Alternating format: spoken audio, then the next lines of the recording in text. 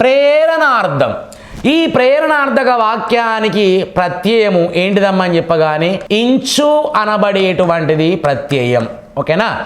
మరి ఇంచు అనబడేటువంటిది ప్రత్యయం ఏ రకంగా వస్తుందో ఒకసారి చూద్దాం. ఒకసారి ఇక్కడ కర్త చేసే పని కర్త చేయకుండా మరో వ్యక్తి చేత పని చేయించాలి. ప్రేరణ, మోటివేషన్. ఆమె నాచే రాయించింది, ఆయన నాచే తినిపించాడు, ఆమె నాచే మాట్లాడించింది, ఆయన నాచే పరుగెట్టించాడు, ఆమె నాచే పాలు తాగించింది, ఆయన నాచే పుస్తకం చదివించాడు, వారు నాచే పాట పాడించారు.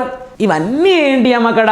ప్రేరణార్థం. కర్త చేసే పని కర్త చేయకుండా మరో వ్యక్తి చేత ఆ పని చేయించబడినట్లయితే వాటిని మనం ఏమంటామమ్మని చెప్పగానే ప్రేరణార్థక వాక్యాలు. దాని ప్రత్యయం ఏంటమ్మని చెప్పగానే ఇంచు అనబడేటువంటిది దాని ప్రత్యయం.